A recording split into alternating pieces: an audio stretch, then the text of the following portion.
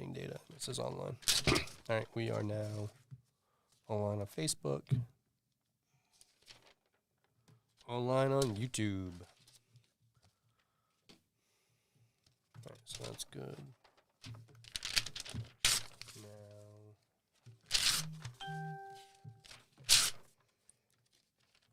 Not write too much. we're live. Alrighty, welcome to All Sides of Kennebec. I'm Sean Karen, This is Jeremy Leza. and tonight we have Michael Isreal Mosley. Okay, I just wanted to make sure I was going to say it right. I have a habit of butchering names, and I apologize for Especially that. last names. Yes. So definitely welcome to the show. You're running for District 65, Yes, I am. and let's dive into a little bit of getting into why you decided to run for District 65. Yeah, so I'm running for District 65 as an independent. The biggest thing for me is that when I look at the state legislature, I don't see anybody that looks like me. I don't see anybody who isn't polished, who isn't like a personality. And that's not to say that like we don't have good people in the legislature. I think that Charlotte Warren is very good in the legislature. I think Craig Hickman is very good in the legislature. I think that Tom Harnett is very good in the legislature. But that doesn't mean that like they are the rule. They're the exception to the rule. They are people who are approachable. They're normal. And I just think that too much of what we do is this giant personality contest where everyone is either trying to be ridiculously off the far end or they're trying to be so like well-rounded that they don't exist anymore. Right. Makes sense. I get what you're saying. Yeah. And like I'm a normal working person. For like the last, I don't know, 7 years up until about a year and a half ago, I was working at the hotel right on KMD, the budget host. And I dealt with a lot of the people in this city who were going through some of the worst times of their life. Like just lost a house, just lost an income, just wound up being homeless. And you can't go through and meet that many people for that long and not be affected in some way. You know, it's one of those things where I've seen it enough. I'm tired of people not talking about it, so I'm going to talk about it. All right. Fair enough. All right. So why independent? Why an independent? A couple of reasons. Like, first of all, I don't completely agree with the Democratic Party. I was not one of those people that was like blue MAGA, Joe Biden all the way. I held my nose and voted for him because like that was literally the best option available. But other than that, like I was a Democrat because I was a Bernie-crat. I am a Democratic Socialist. Like I'm open about that. And for me, it's one of those things where you can go into the Democratic Party and you can have their baseline ideology, or you can have a different ideology and you want to negotiate with them and you want to work with them and find out where you can find some common ground.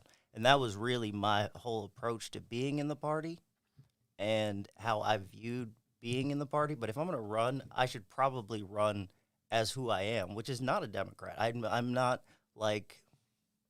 I feel like they're too pro-corporate. I feel like they are too willing to give up on certain principles. I don't think that they sometimes make the right fights or the right arguments. Right. That makes sense. And I think like some of that is just that trying to be too well-rounded that you don't exist anymore. Mm-hmm. Yeah, makes sense. You see that on both sides. I mean, To a certain extent. yeah, it does get polarized on both sides. But and I do think you make a good point on being able to respect one another and come together and have that conversation to meet that middle ground. Well, right, and I remember the Democrat Party used to be for the working man. Yep, absolutely. Used to be for, the ability to have free speech. Used to be all about unions, protection. Used to, work and make stuff in the country, and now it just feels like whenever they're pushing something, they're willing to compromise, not where the base might want them to compromise, but where they where they're willing to, not where the people that vote for them want to. Right? Like, what comes to mind for me is, what was that recent bill that just came out that mills? Was it the Probably the solitary- farming bill. No, I was thinking like I want to say it was like the solitary confinement bill, something along the lines of criminal justice, where she came out with a bill that was like, here's the compromise between this position and this position. And it was like, why are you compromising this position? Right. Like you could do this if you wanted to. I think honestly, I think it's because they're afraid to have teeth sometimes. Yeah. Like everybody wants to be nice. Everybody wants to be civil. Everyone wants to be respectable. Those are amazing things. Those are great qualities to have in leadership, especially public leadership. However, you have to have, it's the walk soft and carry a big stick. Right. Like at some point you need to use the stick. Right. You don't just get to talk soft the entire time. And honestly, like one of the reasons that I think that this exists, and like as a black person, I'll just say it out loud, is that they don't want to make the mistake of being too okay with the black agenda. Like they don't want to be seen as like compromising too much in too like radical ways. Right. Yeah. But they don't even speak the right language because of it, because like they're so avoidant of controversy on those subjects that they don't even have the conversation with the people that they're supposed to be having the conversation with. Right. So when people come up with stuff like, oh, they're anti-police because of defund the police, they have no response. None, because they don't talk to the people who are making these demands on any level, because they don't want to have the conversation, because they don't want to have to wind up going too far. But the problem is that there are real legitimate issues in those things, and they need to like stand up for them at some point. As a libertarian, I can completely agree with that. And I think from a Republican standpoint, I feel that the moderate left, the ones that are the evil keen for the most part, when they do try to address issues, the more radical progressive side silences them. I know a few Democrats that left the party because they voiced concerns and were ostracized for essentially the big tent theory, and being kicked out. How do we bridge that gap? Honestly, you know what it is? There are people who get pushed out because they don't know how to adapt with the times, is really what it is. There have been people in the Democrats who have gotten used to being a certain way, and like they have a very particular like political ideology, and it comes from this political mindset that developed in like the 80s and the 90s. Right. And so like we're now 30 years out from that, 40 years out from that, and they haven't ever taken the time or the effort to get to know the people that are coming up behind them.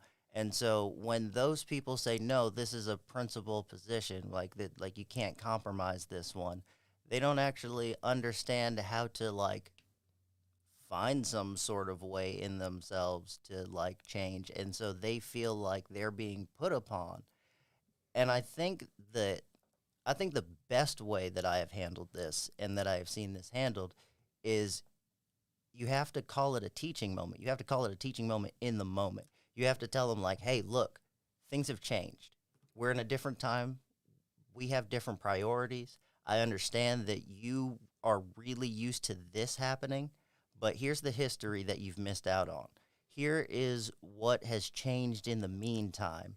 And like, if you can't get on board with this, then I think what's really happening is that like we aren't having a deep enough conversation for you to understand why you should be on board with this. So like, let's take this as a teaching moment. And then afterwards, why don't you help me go teach other people like you? Right. What kind of reminds me of that is like when Joe Biden came out with he wrote the crime bill, and then it took a lot of backlash for him to recognize that it was a really bad bill back in the 90s that punished people indiscriminately, mostly minorities, for drug offenses. And now I think now there's finally a big push to hopefully at least get marijuana off the Well, I know schedule list. privatizing prisons didn't help back in the 90s. That was a huge push that divided a lot of inner cities because there was a lot of hidden interests that funded a lot of these prisons.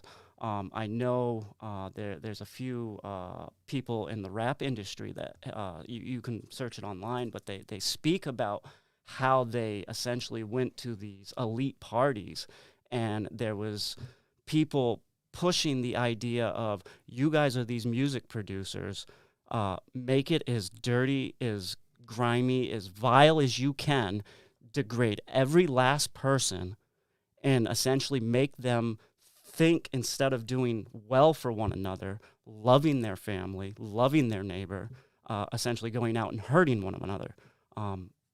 I think us talking about the private prison system, especially in the last decade, we have made some ground, I do believe, in the right direction. I know Trump signed a little bit of helping let people out of right. Trump did a couple good things. I don't think he went quite as far as he probably should have. Well, expunge the records, deschedule it. Right, exactly. It's pretty simple. Oh, and I'm all for, like, if your state is even, because I'm more pro medical marijuana than I am recreational, but if your state legalizes recreational, or even medical for that matter, you are right. I do think that those back records should be expunged, because you are hurting people getting jobs. Yep. Because they are carrying either those felonies. So I do understand that there is legitimate grounds to talk, but I'll go one further and say, if you have legalized or like created a medical marijuana industry in your state, not only should you expunge those records, if you should also be getting people out of jail. There are states that people are still in jail for their marijuana convictions. Everyone should be gone if that's why they're there. And then I could go one step further and say, like, all right, if you were already in the cannabis industry before we legalized it, you should be first in line for a job. Right. Well, and I think that's the discussion that we would have to have. How do we get the funding so that people can go in and get low interest rates from banks to essentially open these pharmacies? I know from the Republican standpoint here in Waterville, I know Republicans feel that there are too many. As the constitutionalist in me, I believe that free market will weed out the bad ones, which will shut down the ones that may be in the gray operating area that we don't essentially agree with. Well, and if they're in that area, they're probably in that area because of the black market. Exactly, and that's another thing that I've realized too is there's gray areas within this in the medical marijuana and recreational marijuana that conflate with trying to make a profit. I know. I think what I'm trying to say is the ones that have the combination licenses. Right. They run into problems. Well, taxes are just so high on that. So, to buy it legally, anything that's a vice, though, they're gonna like tax cigarettes. It's and soda, anything that you want to buy they want to deem bad for your body and deter you from using it. That's how they try to deter you, is they create revenue. I'll be super controversial right now and say, I don't care how much you raise my taxes, I'm still going to smoke, but I'm not going to like you for it. I don't want to raise taxes, but I don't smoke, but the tax rate of something would not prohibit me from doing it. No, absolutely not. It would just make me more poor, as taxes will always do. It hurts the consumer. Well, and I think that is one thing within the party system that hurts people, because you get these individuals that come in that don't have, say, the same open-mindedness of working with everyone. They have an agenda when they come in from the start. Mm-hmm. And we see that a lot with politics, too. There's a lot of individuals that are just thrown in there to essentially be a wrench in the gear. And that just it creates that echo chamber that we are constantly falling into, and I think that's where they want us. Yeah, they definitely want an echo chamber because they don't want people to have discussions like this, where we can agree on the solutions or at least the problems, and then we can talk about what we find. Like, take redlining. Redlining was such a horrible thing that they used to do to the black community because they were trying to prohibit people from owning property. Yeah. That is horrible. And if you ask like your normal person, they're gonna be like, that didn't happen. Of course it did. You could just look in like the minority owned communities and the housing that they have. It's such a bad area because there's no money there. No. So I'll like, since I've already broken the ice with being controversial, I'll get into a little CRT right now.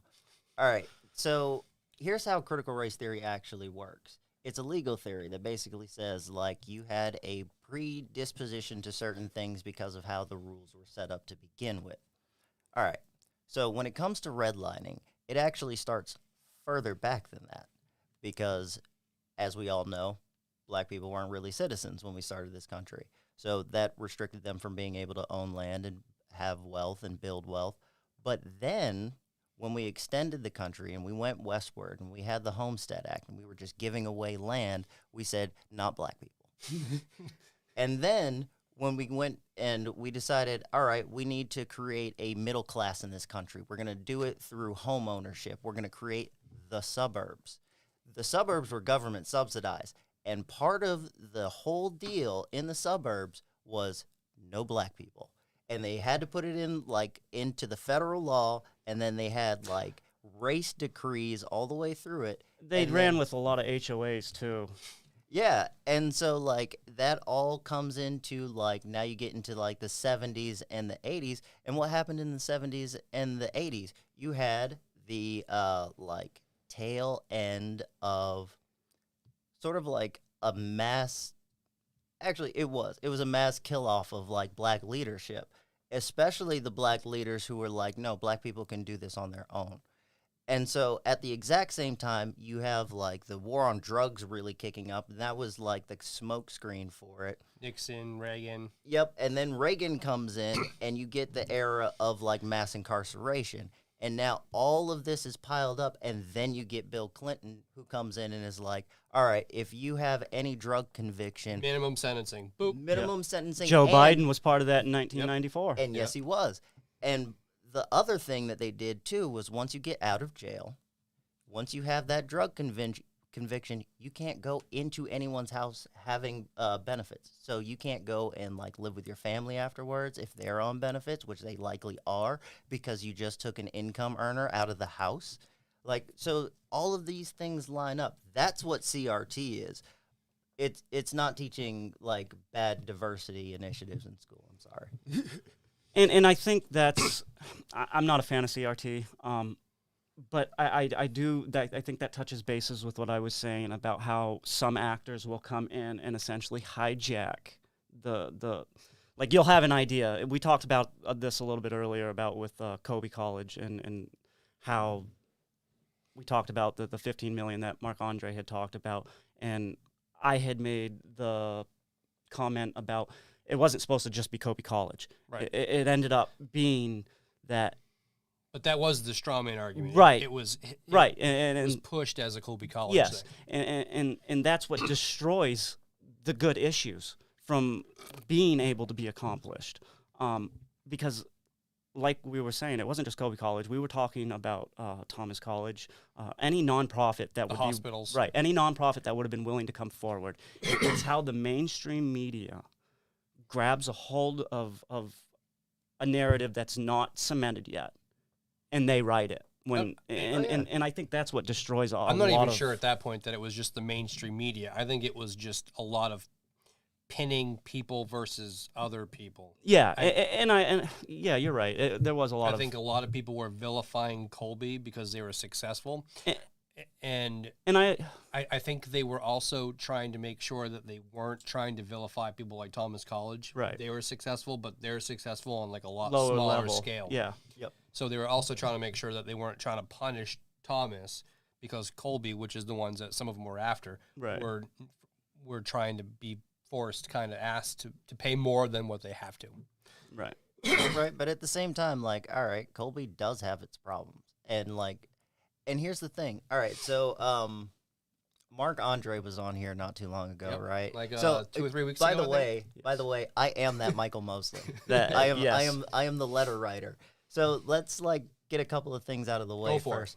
So first of all, we didn't ask Portland for money. Portland offered us money. That's number one.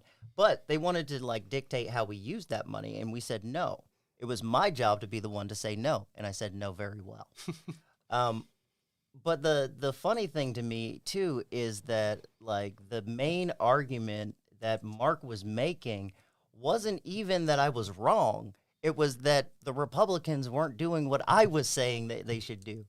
And when it comes to business, or when it comes to, because politics is partly business, especially when it comes to money and finance, we have to follow finance laws. Yep.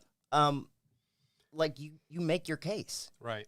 And the case is we have these groups in town. They are the ones that you need to appeal to if you want to win across the city.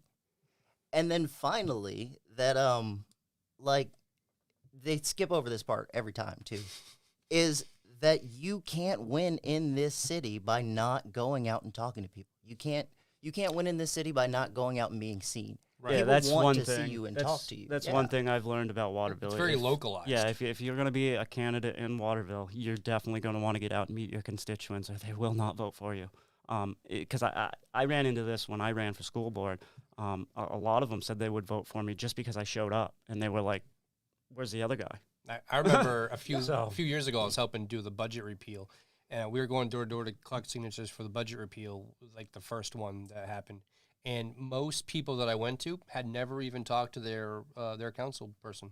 And before we get a It's little just- too it's much so crazy. further on from the discussion we were just having, I think another thing too with the Mark Andres Covey issue is it was also dropped during a period that had several other hard-hitting political things happening here in the city. So I think that may have also played a really big factor in why things went the way they did and why things were said the way they were. Because you got to remember, you're pushing one issue and then you're working on another issue. So you're making people mad at you for another issue when you're trying to get this other issue completed. Was So- he running for a representative at that time? I don't remember. He was running for for Waterville? 110, a district, which would be 164. 64 now. Right. It So was that would have 110. been It was, Colleen's seat. yes, Yep. Colleen seat, yes. Yeah. It's the Waterville and part of Oakland one. Yeah. Yeah. Also, before I forget, and by the way, we did follow like the basic outline that I put in that letter, and we won. So, you know, I mean, I get to don't. brag sometimes. Like I'm usually a policy guy, so I'm usually Right. behind the scenes. Like this is the first time that I've gotten out in front I of like think- public as a politician. I think or a we political were- figure. Right, and I think it I, helps. I getting your only think face we out were there. running like 3 people that election, too. I want to say we were running, One of the people that was running was Sid Mayhew. yeah, Mayu was running. And you know what? Like we beat him by like 20 votes, right? And And that's was what it's sweet for about, me. getting You know out. what? That's he when was my Green won, right? manager as a teenager at McDonald's. So it He's was such like, a nice guy. He is a good I, dude. I like Sid personally. He's very level-headed. and I and- mean, I mean, he might be a nice guy, but I've only ever known him Right, as a boss. as Yeah. a boss and as a teenager. So for me, it was like, let me stick it to the man. I you know he's good it with was numbers, like too, vanquishing so. your high school supervillain, you know? Right. Yeah. Makes sense. I think we also, I want to say we ran, why can't I think who ran that one? It would have been Foss, Yep. Rick. I think, I want to say that. I don't know. I wanna say that Was that when he ran for? Ran Sorry, against throwing Bruce? stuff at you. Yes. Yes. That was Sorry when about that, bud. ran against Bruce. But, Because I don't live yeah, in he won that Waterville. seat. I try to pay attention because obviously I have friends in Waterville. Right, well, you're and in I've Oakland, owned so- businesses in Waterville. So, but because I don't live in Waterville, sometimes I don't pay attention to like every year that there's what the races are. I'll be honest, like I pay attention to school board when I can and city council because like I know a couple of the city councilors through my work. But in all honesty, like municipal politics is hard to follow for me because I don't like zoning laws. I don't like find zoning them laws I don't like either. zoning laws either. And so like I try to stick to state level stuff. Yeah, I try to stick to state level just because we don't really have a lot of stuff in Oakland. we're a pretty conservative town. We have a good mill rate. We have a good budget. We have a brand new police station, brand new fire station, building a brand new town office. We have all these things, so I don't really pay much attention to Oakland as much as I probably should. But and I think, so I take to state level. Yeah, I think it is too, because it gets more convoluted when it gets into This is the this is a city, so you have like you have a lot more people running. You have the ward system. We don't have that in Oakland. We just have like 5 town council members. Well, I guess what I'm saying is what'll end up happening is you'll have what's happening on the national stage, right, just smaller. and then you'll have your local issues, and some of those national issues will bleed through to the local Absolutely. issues when they shouldn't. And I think that does us a big disservice. I think the place that there probably should be more bleeding is probably what's happening at the school board level than the town, like the city council part. Because I really think that the school board level is probably one of the most important things that people absolutely. People This- get overlooked. It's about to get a lot more important too. One of the things that's going on at the state level is they want to. It's been a thing for like almost 20 years now. They want to dissolve CDS and they want to bring it all back down to the school districts themselves. So what that means is the budgets for those schools are now going to start including special education. Like that's a big expense for schools. Yep. I think, in all honesty, if we're going to bring it back down to the school district level, one of the things that we probably should do is reinstitute the advisory council system where parents had an actual direct say. That's what I in was just how going to those say. services were like given out and run, because there's no way that you're going to put this all on the school districts and then not increase like the oversight of them, especially after all these years of like you intentionally removed Democrats and Republicans. And see, this is why I like running as an independent, because I can say this. Democrats and Republicans, y'all both were involved in taking down the CDS system. We had a very good system. It was working. It could have worked. It should have worked. But because people were against it, y'all cut funding. It started with Baldacci. It went on to LePage, and it continues under Mills. Like, it's the same idea of, like, cutting a budget slowly over time. And then Till just point repackaging it's it no with a longer different there. name is all it is. Yeah, and so, like, I'm not for that. I want parents to have their say back in, because that was one of the first things they took out, because they knew the parents weren't just going to sit there and watch them cut the budget for special education. So the first thing they did was they got rid of all of the parents, and then they started cutting all the budgets. It's a shame, and I didn't even know that. So Well, when Here's a good one. So when it started, it was back in like 2002. The thing that Baldacci did was he said that the special education system was like irreparably broken. It was just so terrible. So what he did is he commissioned 2 studies. One was to look at how our system runs internally. How are we doing on billing? What are our expenses? What are we paying for? How is it all working? And then the other study was to compare us to every other state in the country. Yep. And it turned out that we were like in the top 96 percentile or something like that. Really? We were one of the best. wow, No, that was one of the moving points of why we came to Maine. yeah. And so we were one of the best. And the other study came back and was like, oh, the only thing that you need to do to make this a little bit better, the little bit better that it can be, Right. is to just fund it completely. Instead, Baldacci said that those reports that came out were saying that the CDS system was broken, and so he was going to cut the budget by 1/3. And it was so misrepresentative that the actual committees themselves voted to come back just to refute him, wow, and he did it anyway. that's crazy. And that's a Democrat. And that's Right. Well, like, this is that's coming why from the I'm not guy that completely brought in all the Democrat. green energy and then profited off of it and Yeah, has a hand in that. So it goes without saying. politics are corrupt. Extremely. They are. Like, I'm sorry, but you can't tell me that we get some of the vetoes and such that we do without an agenda behind it. Like, Mills was the attorney general that started stealing the river from the Penobscots under LePage, and they finished it under Mills. Like, that might be hard for some folks to hear, but it's the truth. And here's the thing, like, they went and like redid all of these treaties like retroactively, and basically their reasoning was that, oh, we took this forever ago, like slowly over time, and so it counts. Wow.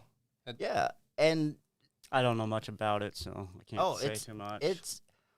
It's one of those things. I try not to talk too much about it because I'm not one of the experts on it. Mm-hmm. So, like, I respect the people who have the expertise, but I understand enough to know that basic premise. Well, I mean, if from the beginning of government, they've been intruding on our property rights. So, if they're going to do it to us now, they've been doing it for a that's long my point. a lot longer than us. What's going to And stop usually- them? You know what I mean? Usually it's like black, brown, red Right. folks who are the canaries. Underrepresented minorities. Yeah, we're the canaries in the coal mine. You want to figure out how to fix something, figure out how to fix it for black folk. If you want to figure out like what's wrong with the system, figure out how it's messing over like Indian folk or Asian folk or immigrants. Like it's I'm all for helping individual groups, like you're saying. It's those people that I'm talking about that exploit. Yeah, and there's and always they going come to be people in, that exploit people. and I think that's what pushes a lot of conservative towards Republicans away, is because when we do come in and we can be pretty thick-headed because it's a Republican. We are pretty firm in our belief systems. We don't like to change. some extent, sure. But I mean, you like socialism where there's socialism. If it's government, if corporations, Republicans true. like that. yeah, it's Big so banks, car dealers. yeah, Oil that's what I'm saying. manufacturing. Yeah, you see it on both sides. Is my point. And So right, and let's get back to what you were talking about earlier. So like the what happened with the Tea Party. So that was this big thing about taxes. Yeah. And then what happened was some people got planted inside and then took over the party or the movement and then frigged it all up. Yep. Occupy Wall Street. Same issue. thing. Yep. So when these things take shape and then they actually become a movement, the ruling people don't like movements. So they inject people that Yep. are going to ruin the movement. And then it looks bad for the whole thing. And even if it was a good idea in the beginning, that's what dilutes it to Right. the point of it being. And that's Bad what I idea. was gonna say is it turns into a lot of my friends of color. They say the plantation, the Democrat plantation, and I honestly believe it's those people that are doing it to those communities. And then like as a Republican, I point it out and I'm ostracized for it. I understand that some of us may not do it in the most thoughtfulest way, but those are the ones that I was saying about that are trying to create the echo chambers Right. and keep us apart. And you know what? I'll say it like this. Like, as a black person in the Democratic Party, there's definitely times when political calculus is weaponized. It's one of those things where you don't actually think about it in that way, but that's what's happening. Essentially, like, they'll understand that they need to appeal to X group of people better. But instead of, like, I don't know, going out and talking to their leadership and their communities and seeing what their communities need, what they'll do instead is be like, all right, we need someone to go out and, like, take pictures with black folk, Right. and then, like, maybe we throw them a bone with, like, some performative legislation, and, like, we're good. We can, like, collect donations and votes. Right. And it's like, no, man, like, these are people. These are humans. Yeah, this that's- is a You got to do neighborhood. more than just pretend to show up and care. That virtue Yeah. signal. because it's election season.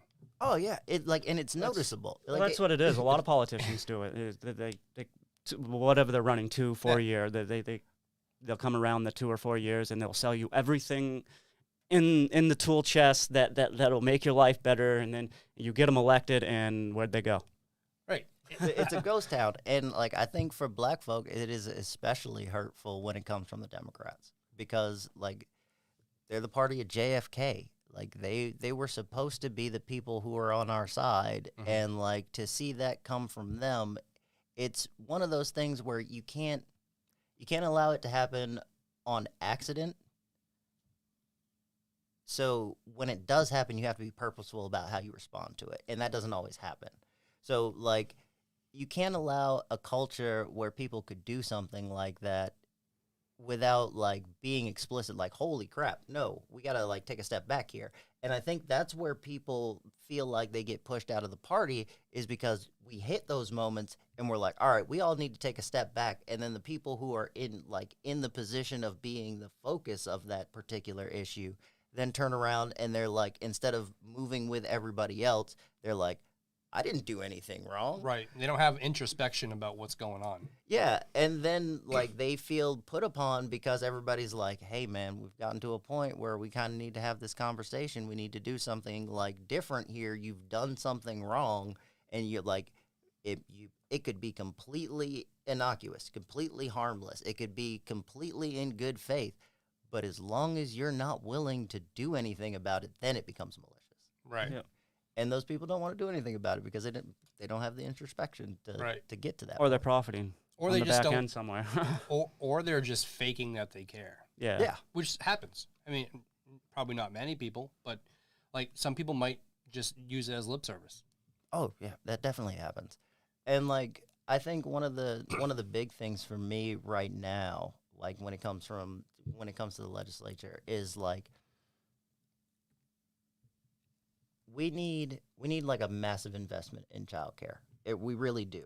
And it's one of those things where, like, everybody talks about a World War II moment where you build up your production and your capacity. Like, we're at that point in multiple issues. Like, housing is one of those issues. Childcare is one of those issues. I'm for the child care. It's the delivery of how it's done. See, and that's the thing. Like, a lot of people, I don't think, knew, but in Build Back Better, there was an actual, like, pre-K and childcare bill, like, whole infrastructure package. And it was a massive amount of money, but it was exactly what you need if you're going to start out an entire universal system. Here's the deal. It also let you do all of the options. There was no restrictions on how you could build a thing. And so, like, in a state like Maine, we have a cap system. We have this system that delivers services at the local level. They have local connections. They talk to local businesses and local governments.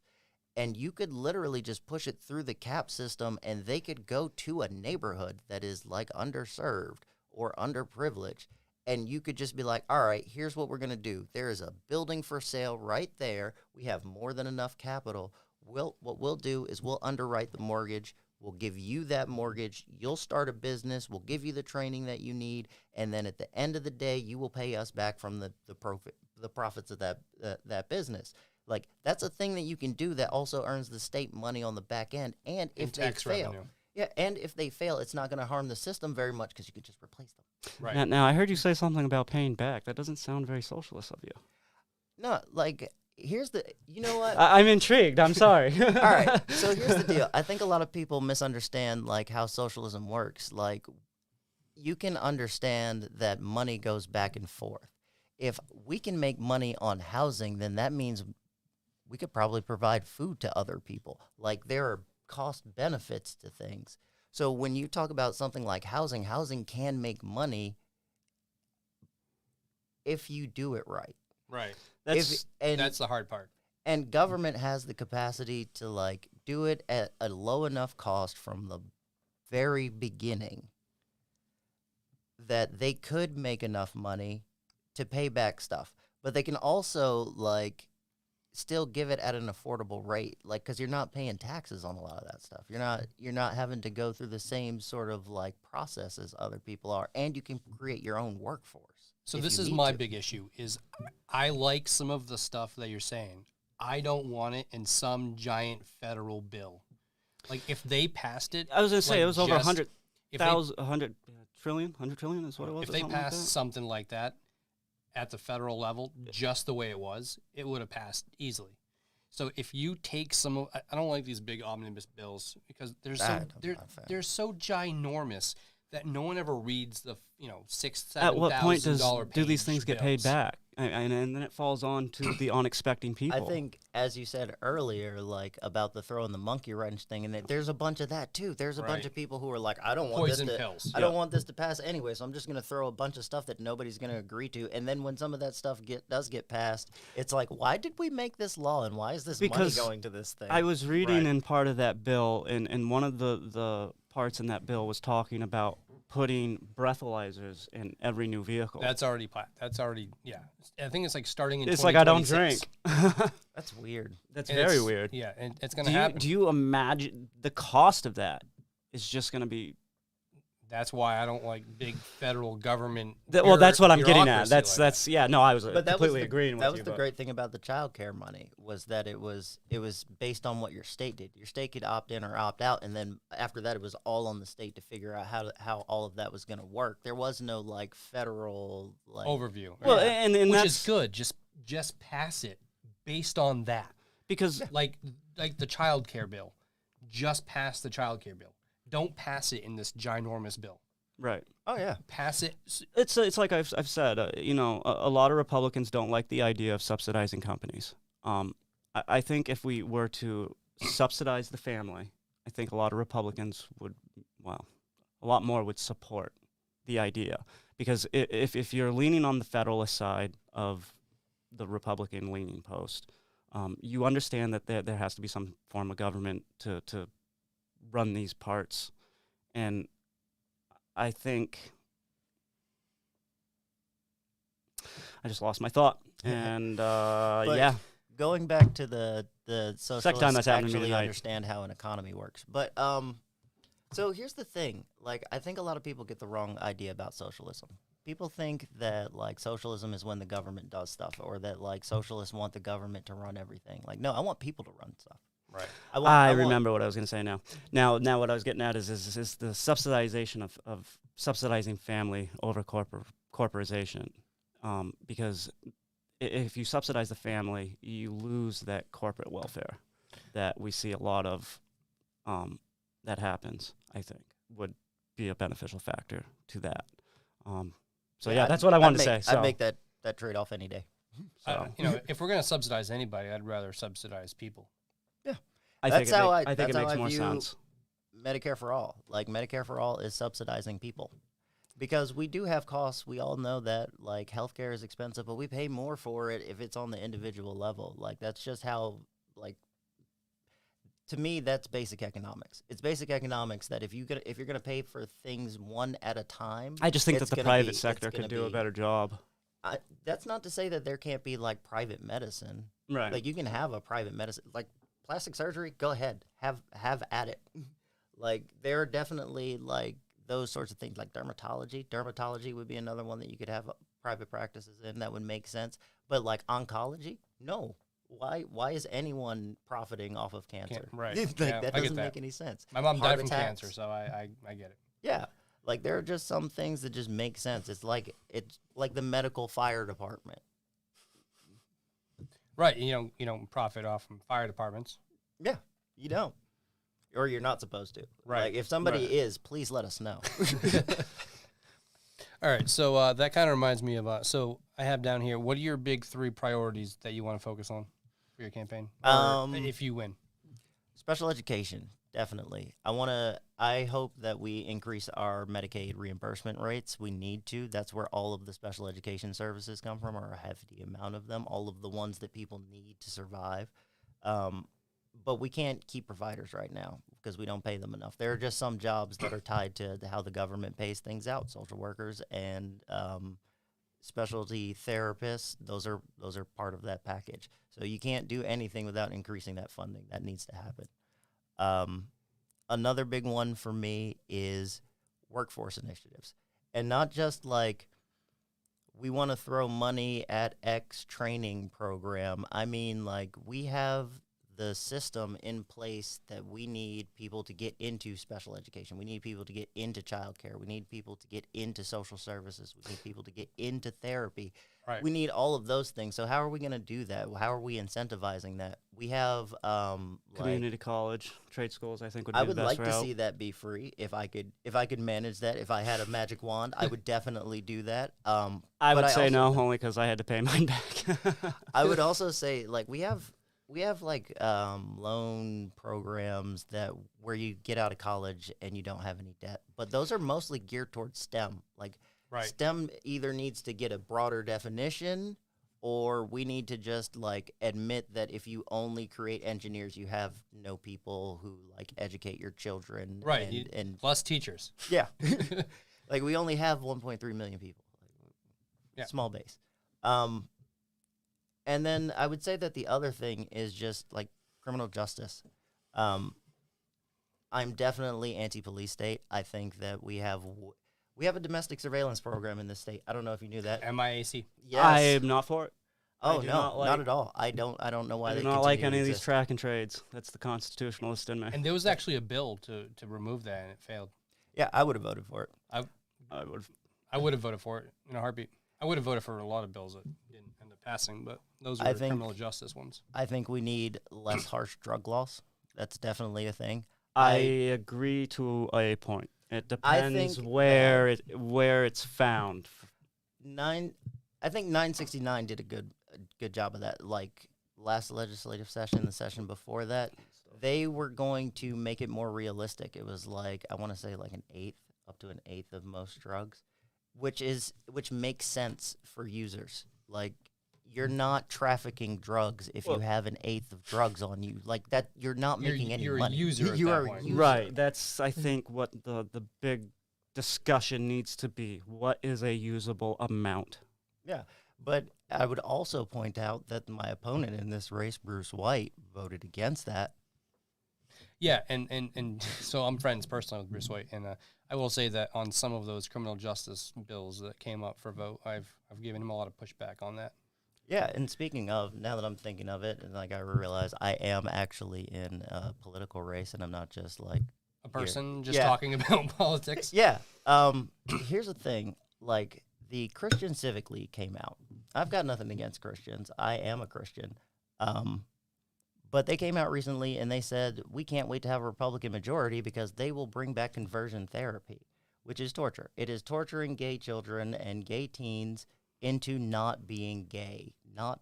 Which you can't make someone not gay. You can't make someone not gay. It's not their I choice. think conversion therapy, there has to be an agreement somewhere with the child. But it's hard because I do understand parental rights because as a child, see, this is the big pushback between Republican and Democrats is they say a lot of children know by like 4 or 6 years old if they're gay or not.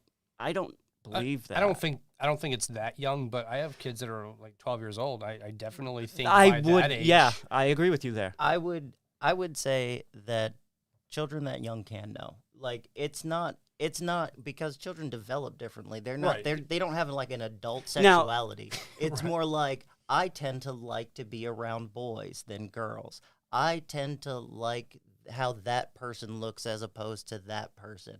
It's not like a sexual thing. It's like in what ways are you developing social relationships with people? And I think Right. another thing too is a lot of the movement with the LGBT community is it's not so much that they're trying to get out, these are gay rights, this is what's happening. It becomes their identity instead of it just being a piece of them. You know what I mean? Yes, I understand that it's a piece of you, but it's not entirely your whole, it's not your whole being. But some of these people are so ostracized that they don't know what they get ostracized just for having it be a piece of them. Like they're not even wanted. And I agree Yeah. with you. There needs like- to be some. I don't agree with saying you're a horrible person because you think that way. I mean, it's not the way that I would live, but I understand if somebody wants to live that way. Mm-hmm. I'm not going to push my views onto somebody and say you have to convert. I And that's why I'm understand. against conversion therapy. I understand that's. But we'll here's see. the thing: one person who would not vote in the right way on that is Bruce White. Bruce White didn't vote to ban conversion therapy. He would likely vote to allow it, and Right. like I can't understand that as a Democrat. Like I don't understand a Democrat being okay with that. Some people they feel like their religion is more higher than their political ideology. Like I'm a religious person. I'm a spiritual person, but render unto Caesar what is Caesar's. Like you Right. live in the world of man. You have to follow the laws of man. Like the biblical laws are for your soul. Right. Morality and stuff. Yeah, the to morality heaven. and stuff is for the end of times. Right. When you've died. Yeah, when whether you're you're going to heaven when you're or in the hell. world of like the physical world, you still have to like live with other people. And one of my big things when it comes to religion, and I'll just say this and end it there, is that like I don't understand the need to convert other people or to be upset by other people's religion when it comes from Christians, mostly because Jesus was a missionary. He went out amongst the people. Right. He was always amongst people who were downtrodden and like what we would consider heathens, like people who did not believe in any of this, who did not want to listen to him like talk about these things. And he didn't worry. And he told other people, like, go with me and you will not worry. Go into them and speak to them as you would be speaking to me, and don't fear that they are not you. And I don't understand where that got lost. And I think that's what it is. People just don't see people for people. They focus in on one particular issue. And then I think what can happen is some people, because they have to put that fight up because of it, it ends up overtaking a lot of their good qualities of I think being it's able tunnel- to show who they really are. You know what I mean? I think it's tunnel vision Yeah. to some Right. I guess that's what I'm to trying to some get at. respects. So So you don't, because you're so wrapped up in your religion, you don't see things outside of the scope of that. yeah. Yeah. And then it becomes, I mean, it could be politics. Right, it could be about anything, but And in I've this had instance, this, we're just and I've talking had this about- happen with my friends. They say, you know, look, dude, you've been talking too much politics this week. Shut up. You know, I don't Right? mean to swear, but Like, I get that all the time. But- I am a Me policy too. person. I am a politics person. Yep, I'm But, one like, of those two. I'm not a theocrat. Like I don't want to live in a theocracy. I don't want to live in Saudi Arabia. I don't want the Christian version of Saudi Arabia. I don't. Yeah, exactly. I want this version where we're free to worship who we want to or choose not to. Right? Like I'm not religious. I want to be able to go to everyone's New Year celebration. Like I want to go to all of your festivals and everything. Like I want to be able to do that. I don't want those things to go away, and I don't want anyone to like not be able to feel that they can celebrate that or they can do those things, because I love it. I love being in a multicultural society. It's like I can go and have 8 different types of food because we love those people coming here. We love everyone coming here. We're the melting pot. yeah, I mean, Like, that's the foundation of there's America. a Greek spot right next to an Indian place on the street, and like that's amazing to me. I would love to see like a Greek Orthodox church right next to I don't know what the Hindu version of a church is, but I would love to see a Hindu temple like right next to a Greek Orthodox church. That would be amazing too. Hey, I'm all for it. I am all for it.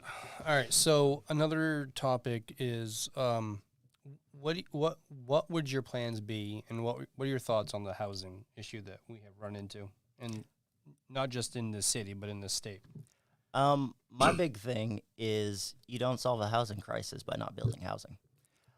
I get that like you only have finite resources, but I don't like when Janet Mills comes out and she says, "Oh, we're going to build like 200 houses and that's going to be like our solution for the housing crisis." It's like, "No, we need like 2,000, 10,000." Like you need to make a World War II effort. That's the other thing that I think we need a large scale sort of deal. We need a pipeline directly from high school into construction and making houses. And I don't think that like we can do this on a municipal level. Because if you take Waterville does not have land to build on right now. There Right. is some land that's held privately, but there's no public land to build affordable housing. I know at one point we were 33% nonprofit for Yeah, we're also Right. one of the highest like rental populations too. Yeah, that was another thing I was just gonna ask you. How do you feel about like the Airbnbs? There seems to be more and more of those popping up, and from a little bit of the research that I've done, this is also creating a bit of a housing crisis here in the state of Maine. Yeah, I'm not a fan of them. And you know what? Like, I think it started out with a good purpose, like people who have second homes that they don't use that they want to put to some economic purpose. Like, yeah, maybe that's cool if everybody has a house already. Like, but right now, like those extra homes and you trying to jack up your prices as high as it'll go, that's not helping anybody right now. And I don't like that rent is where it is right now, and I'll tell you why. Because these are the same houses that were being rented like 30 years ago for like $400. Right. It's like now you're going to tell me that it's 3 times the price for the same exact property, and you've barely done anything to it. I mean, there are good landlords out there. Don't get me wrong, but at the same time, there are definitely bad landlords, and they've been bad landlords for a I while. know the trend lately has been a lot of new property owners that are buying up houses, especially here in Waterville, are coming from out of state, Massachusetts, New York, Florida, everywhere for that matter. And I think that's also playing into why prices are going up, because they're coming in from bigger cities. They're thinking, I got to make, rent in New York is what? I think the cheapest is like $3,200 Yeah. for a one bedroom. Here's part of the problem is that Maine doesn't have the purchasing power of other states. We have sort of like shot ourselves in the foot. So we wanted to be really attractive to people from the outside because they had extra money to put into Right. the tourism industry. But at the same time, we weren't building any housing here. Right. And then COVID hits, everybody can work from home. We've been depressing like wages. State workers in this state make like 25% less than they do in New Hampshire or Vermont or any other surrounding places. Like we have lower wages than everyone around us. We have a lower like cost of living, kind of, if you don't add in heating oil and all of those like additional expenses that nobody thinks about when they move up here because Right. they don't know any better. But Well, I think what it too is a lot of people don't know how harsh our winters actually are until they get here.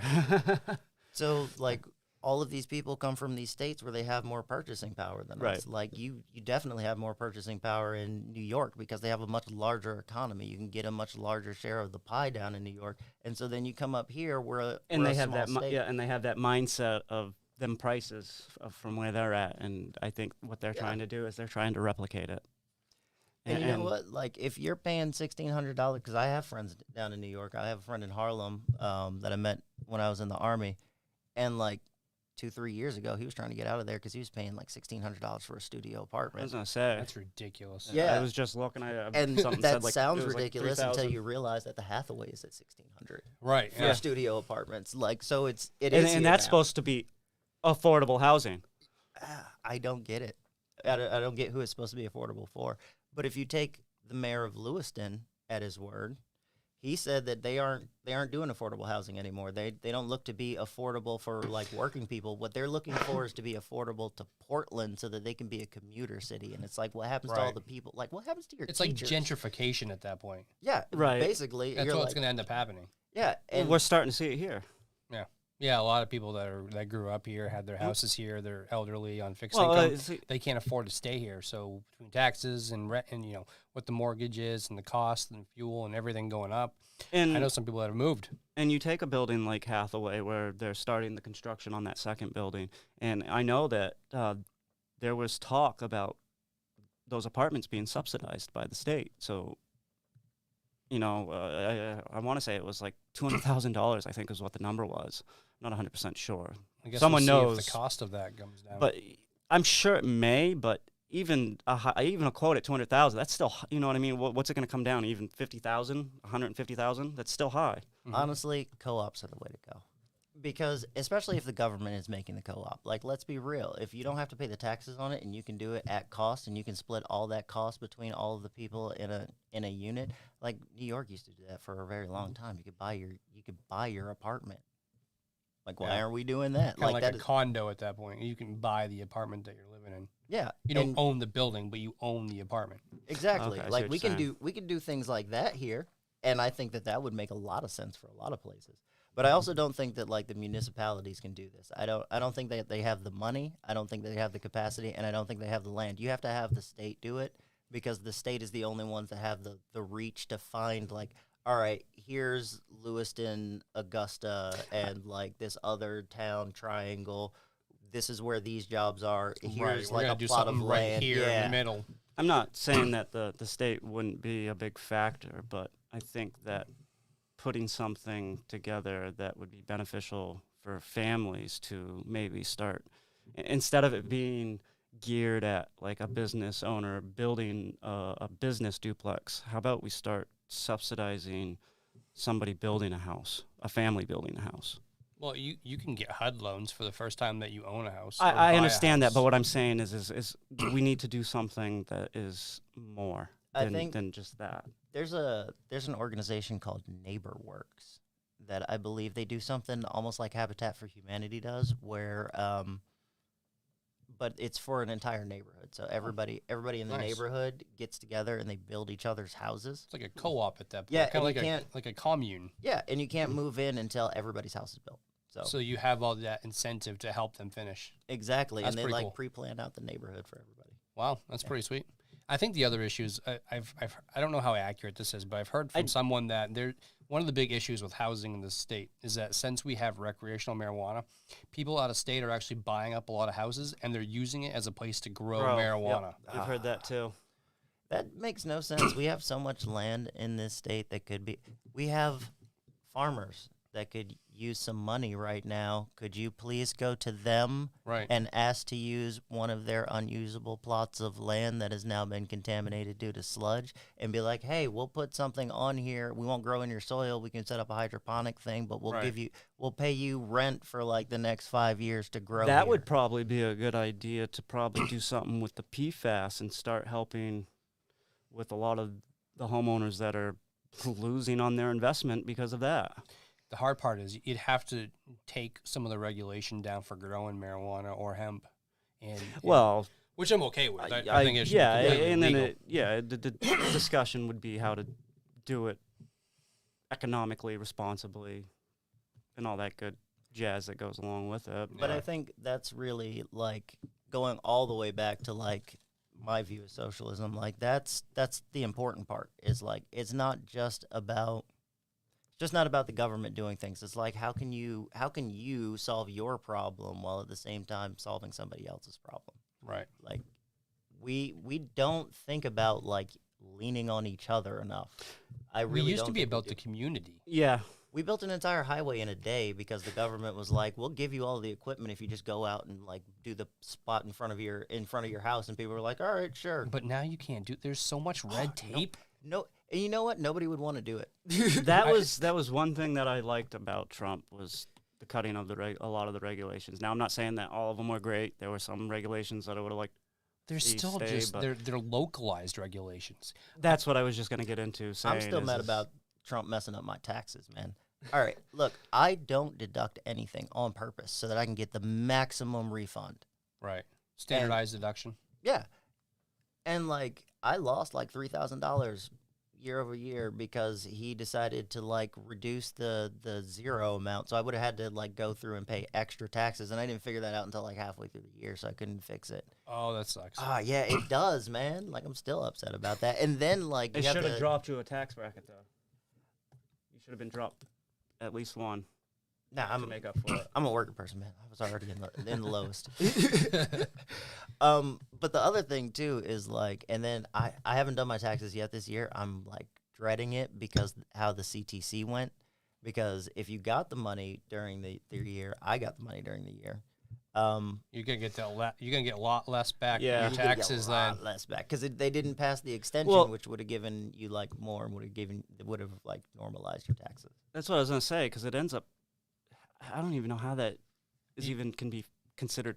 because you're borrowing on your tax refund, basically. Okay, so yeah. Yep. you're So right, that's right. what's Never mind, happening. Never mind, So never mind. If you I got like completely- $3,600 I was thinking something else. for the childcare thing, you're $3,600 less at the end than you would get because you got that. But throughout I the guess year. what I'm saying is I remember hearing something about saying, say you took the $1,800, your tax write-off would be $2,000. you only got 1,800. So you see the discrepancy. So yes, it pays to wait for the tax write-off instead of taking the money. But is that? Do you know anything about what the difference I don't is? know. I didn't get any of that money. Because now I'm curious, if say you did take like the 1,800, do you have a $2,000 tax write-off, or is it only 1,800? I don't know, to be honest. Because I remember reading something about that. I'm just using those numbers to explain explain the shameless plug. I believe that Maine Parent Advocacy Network on Facebook, they have had some people go through and get tax training this year. They may be able to answer that question. And that's the thing, and that's going back to school boards. I think that's another thing that schools need to do is start teaching kids, especially within the last couple of years of them leaving high school, what money's about, how business is, you know what I mean, the budgeting aspect of life. And I also think that would help a lot of communities that are struggling be able to they'd be less reliant on people. Because they won't make those bad decisions. Because I know when I came out of high school, I got every credit card I could and maxed it right out. See, honestly, as somebody who grew up working poor, that was never an option for me. So I got all that economics advice. I took finance and all of that in school. You just couldn't utilize it. I couldn't use any of it. You were poor. And by the time that I could, I had already screwed up all my credit and stuff because I was poor. Yeah, I get it. Yeah, I went at Lawrence. We had a class called Life After Lawrence. I took that class. You know, we bought a car, we had a job, we budgeted money, we did all that stuff. I know Maine JMG, I think is what it is, through the Waterville High School here. Yeah, the job for Maine graduates. They touch bases on it a little bit. Yeah, it didn't help me. I mean, it helped me to some extent, but when I was 18, I still got I think there should used be car and a credit card. Yeah, so. there definitely should be a better crash course. Yeah, I think it's also the household too. I think your parents should work with the kids on that kind of thing. Yeah. Well, what if you don't have it though? If you don't have that family structure? I think we need to be more community oriented. I think we need, people will always fall through the cracks. No, always. We need to do better at making sure that there's less of that. Because if you can't do it individually, you should be able to have a neighbor, someone at a local church or a local group or some place that can help you bridge that gap. Absolutely. And if anyone needs any help, I mean, I'm a lot better at budgeting than I used to be. We'll put it that way. Yeah, same here. I learned a lot from my mistakes, and they were expensive. My wife is my calculator. Like, all credit to her. She is good with the credit cards and all of that. I am. For every good man, there's a good woman. Exactly. Yeah. Like, my wife isn't my better half. She's like my complement. So like I have weaknesses. I have weaknesses, but she definitely picks up the slack for me, and sometimes more than she really should. My girlfriend's definitely a lot better. She does a good job keeping track of what is owed as she writes it all down on her paper calendar. Right. Yeah. And she commented on one of the posts actually. Candace is a lot more orientated and keeping track than I am. When it comes to that type of stuff. I'm more like whatever, I got the money, let's... Yeah, mine's like, what's in my pocket? I don't spend it. I just let it just sit in my bank account, trying to incur interest. Right.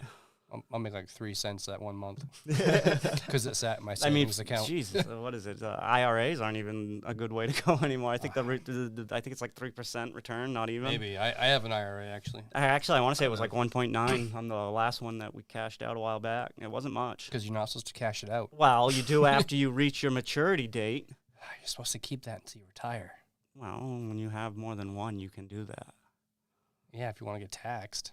Not when it reaches 10% for early. Not if you reach your maturity date. You talking about like a mutual fund or something? CDs. Oh, I thought you said IRA. I may have. I meant CDs if I did. I'm sorry. Why would you not? I would just keep that shit in there until you retire. No, if it was an IRA, of course. Because you get a 10%, then you get taxed on it. Yeah. Unless it's 59.5. I just learned tonight that part of Trump's tax plan made it so that you have to, once you reach a certain, I think it's 72, you have to pull out like 3.8% of like all of your savings a year, or you'll be taxed on it. Huh. Yeah, so I found that out tonight. I was like, wow, that's kind of interesting. Conservatives like taxes. And Even though they say they don't. here's another crazy thing that I learned tonight. I guess this part of the bill that I'm talking about, it was passed at 11:58 at night. Of course. So yeah, see, that It's goes politics. back to the thing. Yeah, like both sides do it. yeah. Yeah. So, It's not perfect, but that's why I'm a libertarian. but I want you to keep your own money, and I have no interest in trying to subsidize any corporate people either. I definitely hear you there. But I guess we'll start winding down a little bit. That was like an hour and 10 minutes, and I feel like we didn't Just- even I know, I feel scratch like we just the got here. surface. Right? So many. He's a good person to talk with. I respect you, man. There's not too many people I know that are democratic socialists that will talk to me. So I definitely thank you for that. I have always been that way. Like in That's all why I reached honesty, out to you. yeah. And in all honesty, if you are out there and you're in the district, you can reach out to me too. You can go to my campaign website. It's Mosley 465. Nice. Yeah. Definitely. .com. Yep. And you have reach out, any email. social media for Facebook? yep, I am on Twitter. I've got to set up my Facebook. I am slow about those things. It's the ADHD brain. I can do all of I the got it. I can do I all of hear the it. tasks a little bit at a I time. think it's so. pretty normal. We all have ADHD here. But yeah, definitely give your email out. You were just about to do that, so. Oh yeah, it is Mosley, MEHD 65, and you can find it at Mosley 465. It's right at the bottom. Well, alrighty then. I guess thank you for coming out to All Sides of Kennebec tonight. I'm Sean Karen. I'm Jeremy Lee's up. And until next time, remember, a true patriot questions everything.